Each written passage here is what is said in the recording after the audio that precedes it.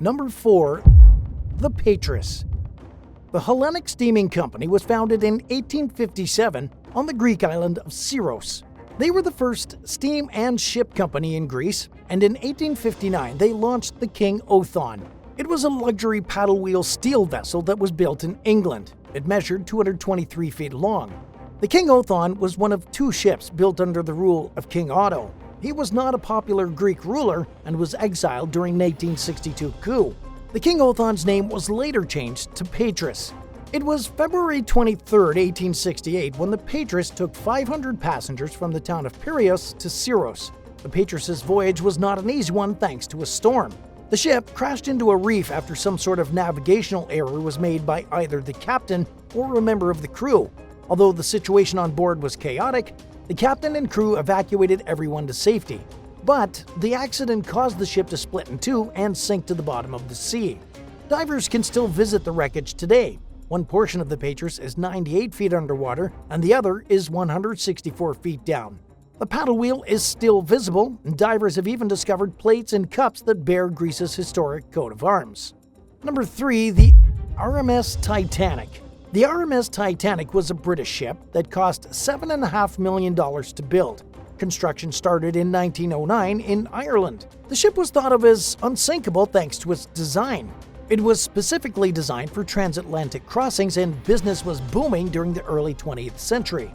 The Titanic was 882 feet in length, and about 100,000 people watched its official launching. On April 10, 1912, the ship set sail from Southampton, England for New York City. It was April 14, 1912, when an iceberg was spotted late at night at 11:40 p.m. It was part of a 4-mile-wide ice field. The Titanic was not the only ship in the area at the time.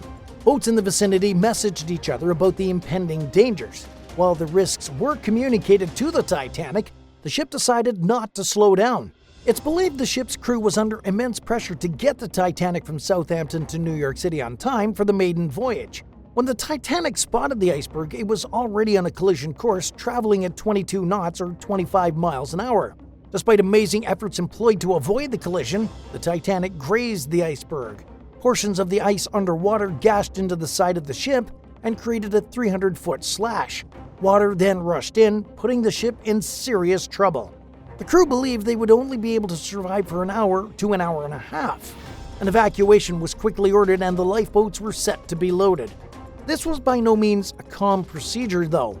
It was remembered as extremely chaotic. And there was a major problem. There wasn't enough lifeboats to accommodate all of the passengers on the Titanic. There were 3,300 people on the ship, and the lifeboats could only hold roughly 1,200. Then, when the lifeboats were filled, they weren't filled to capacity. It took less than 3 hours for the ship to sink into the ocean. In the end, about 1,490 to 1,635 people were killed. Only 750 people survived the harrowing ordeal. After the news was reported, there was talk of searching for the wreckage, but it was not easy to pinpoint the exact location that the ship hit the iceberg since the technology wasn't available at the time. It wasn't until 1985 when Robert Ballard led a group of American and French researchers on a mission to finally find the Titanic. It took them 8 days to spot the Titanic off the coast of Newfoundland. They had technology on their side with a submersible sled and an attached camera that could go to 13,000 feet underwater. This technology was developed by Ballard and is the reason they captured images of the ship. It's important to note that Ballard received funding from the U.S. Navy for his project. Ballard's equipment was also meant to be used to find some U.S. nuclear submarines that sank back in the 1960s. The Navy was concerned about the submarines because nuclear weapons were on board. The Navy told Ballard he could use some time to find the Titanic, and he did just that. Do you have a favorite movie or book about a shipwreck? Let us know in the comments, and if you haven't already, be sure to subscribe to the channel. Number 2. The Edmund Fitzgerald. One of the most infamous shipwrecks in the Great Lakes history was the Edmund Fitzgerald, which sank on November 10, 1975. 29 men went down with the ship into the unforgiving waters of Lake Superior. The incident happened somewhere northwest of Whitefish Point, Michigan, during a terrible storm. The ship was commissioned by the Northwestern Mutual Life Insurance Company and was named after Edmund Fitzgerald, Northwestern Mutual Life's president at the time. The boat cost about $8 million to build and was launched in Detroit, Michigan in June of 1958. The Edmund Fitzgerald measured 729 feet and was the largest ship on the Great Lakes for its time.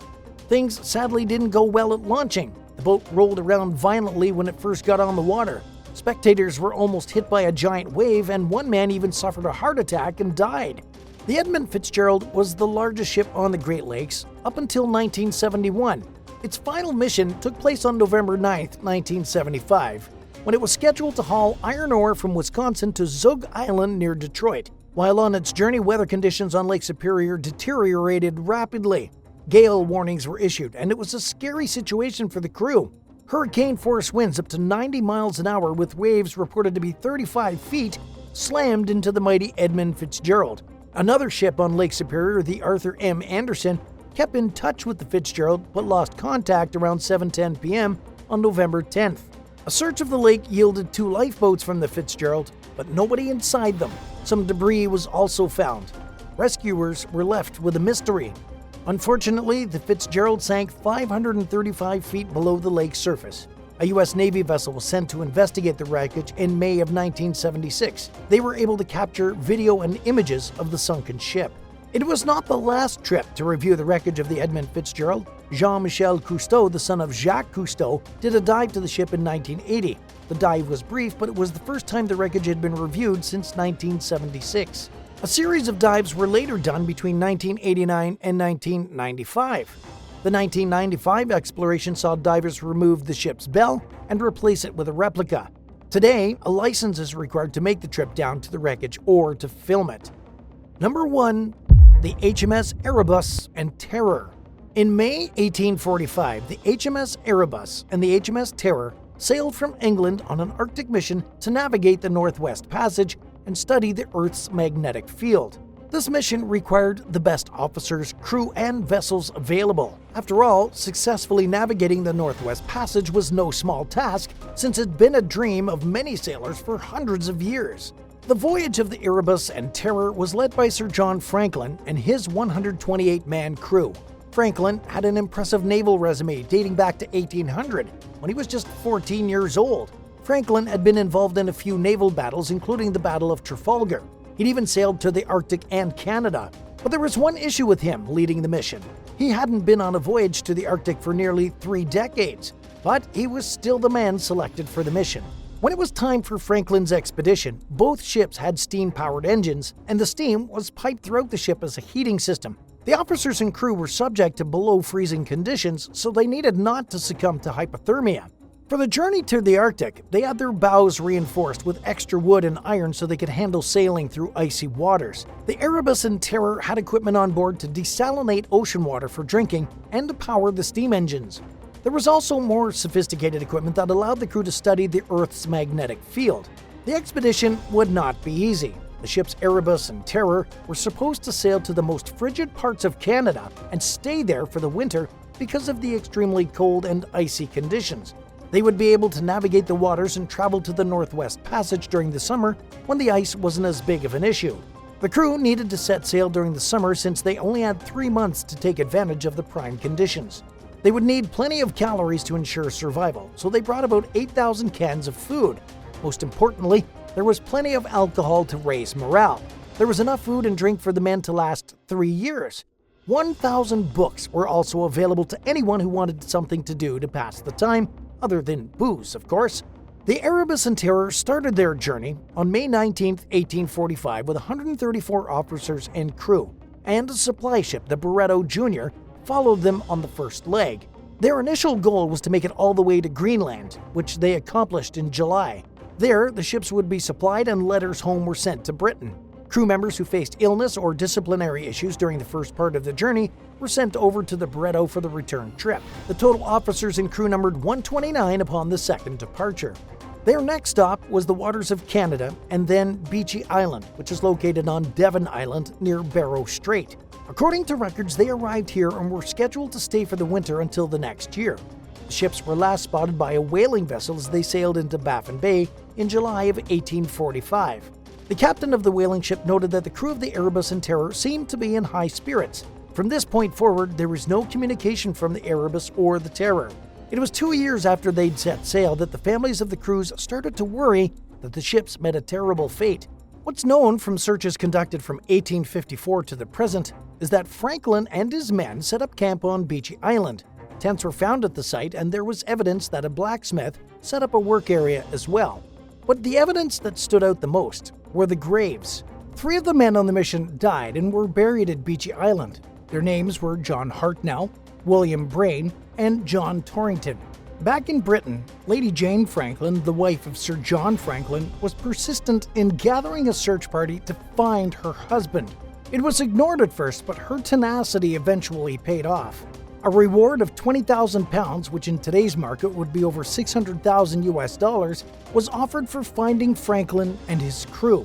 This got the attention of a few individuals who decided to find Franklin and claim the reward. The biggest lead came in 1854, when John Ray was on an Arctic expedition of his own.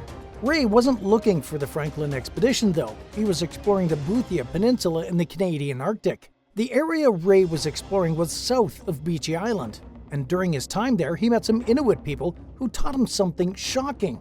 With the help of a local Inuit man named Marco, Ray learned that there were stories of white men who died on King William Island. Their deaths were dated back to around 1850. Ray also learned that the Inuit had items belonging to the men. He was able to purchase them with the help of Marco. These items included silverware and a plate. They had identifying information on them that linked the objects to officers with Franklin's expedition. At the time, men who served on ships would bring their own utensils and plates. Ray's discovery was a huge step in solving a major mystery. The Inuit had something else to share as well. They also said that the men who died on King William Island resorted to cannibalism to stay alive. This news was almost too shocking for Ray to fully accept. The Erebus and Terror eluded researchers for years. The Erebus was the first to be located in 2014. Information gathered about the location was used by several research teams. A ship's sonar picked up the wreckage finally in September 2014. Then, a dive team was sent out to explore the wreckage. One of the divers claimed it was their best dive ever.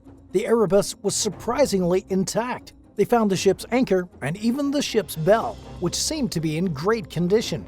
The Terror was discovered in 2016. A man that had been hunting in the area years before gave a tip to researchers about the location of a ship. He claimed to have seen a large piece of wood sticking out of the water. They went to the area he mentioned, and their sonar picked up something, and it was a ship. A dive team was sent down, and it was confirmed to be the Terror.